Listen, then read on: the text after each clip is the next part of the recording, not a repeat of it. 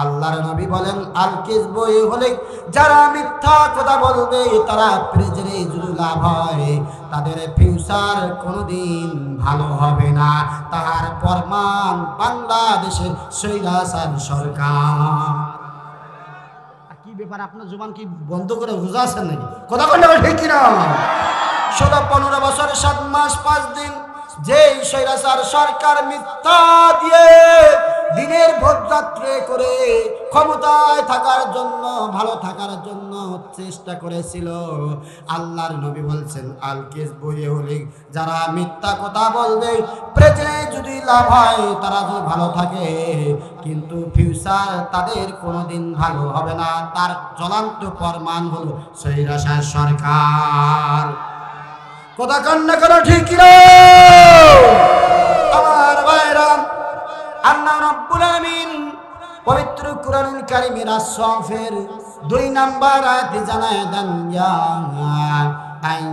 আইয়ুহাল্লাযীনা আমানু লিমা তাকুলুনা মা লা তাফআলুন। আল্লাহ রাব্বুল আলামিন বলেন ইয়া আইয়ুহাল্লাযীনা আমানু, হে ঈমানদারগণ তোমরা যেটা করবে না তোমরা সেটা বলবে না। গত ১৫ বছর ৭ মাস ৫ দিন স্বৈরাচার সরকার যা বলেছে তা কোনদিন বাস্তবে মানে নাই কোন ঠিক কিনা? আমার ভাইরা, এই স্বৈরাচার সরকার একটা টোপ দেয়, তেলাপিয়া মাছের মতন টোপ দেয়। কি টোপ দেয়? এইবার যদি আমরা ক্ষমতায় আসি ইমামদের বেতন আমরা রাজকীয় করব। এই কথা শুনিয়া আমাদের মতন কিছু মুলবি কইছে এবার ইমামদের কপাল খুলে গেছে। কি হল? কইছে মাননীয় প্রধানমন্ত্রী শেখ হাসিনা বলেছে এবার যদি ক্ষমতায় যায় তাহলে ইমামদেরকে সরকারি ভাতা দিবে। আমি কই ইমামদেরকে ভাতা দিবে না, এটা টাটকা মুনাফিক। ইমামদেরকে ভাতা দিবে না, ওদেরকে একটা ভাতার দিবে। এই কথা কোন ঠিক কিনা? পায়রা আমার মিথ্যা দিয়ে আশা দিয়ে আমাদেরকে রেখেছিল।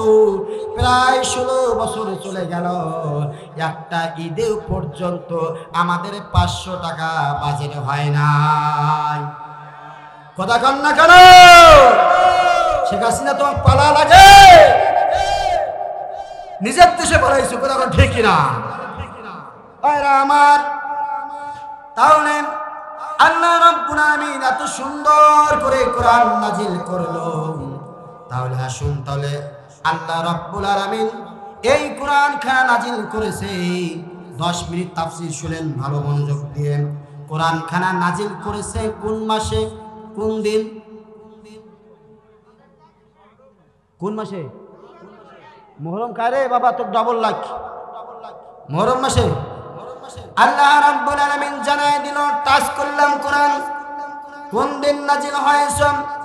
কুরআনুল কারীম জানায় দিল সূরা কদর আয়াত নাম্বার 8 লিখে রাখেন, ইন্না আনজালনাহু ফি লাইলাতিল কদর। আল্লাহু আকবার বলেন।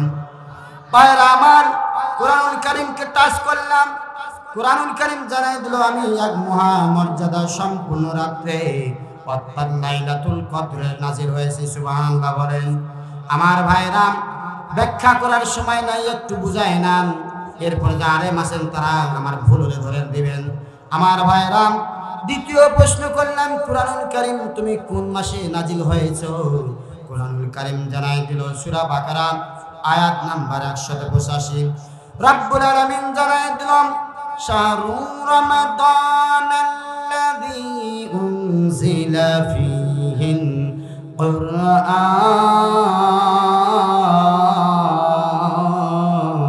কুরআন। কুরআনুল কারীম দ্বিতীয় প্রশ্ন করলাম, জানতে চাই কোন মাসে? কুরআনুল কারীম জানায় দাও আমি কুরআনুল কারীম রমজান মাসে নাজিল হয়েছে। একটা জবান বন্ধ রাখবেন না, জোরে কোন সুবহানাল্লাহ। ভাইরা আমার, তৃতীয় প্রশ্ন করলাম কুরআনুল কারীম তুমি বাংলা ভাষায় নাজিল হয়েছ না ইংলিশে নাজিল হয়েছ না গণিতে নাজিল হয়েছ না তুমি ভূগোলে নাজিল হয়েছ, না তুমি কোন ভাষায় নাজিল হয়ে জানতে চাই। কোরআনুল কারীমকে জিজ্ঞাসা করলে কোরআনুল কারীম জানায় দেন সূরা ইউনূস আয়াত নাম্বার 2 রব্বুল আলামিন জানায় দেন ইন্না আনজালনাহু কুরআনান আরাবিয়্যান লাআল্লাকুম তাকিলুন।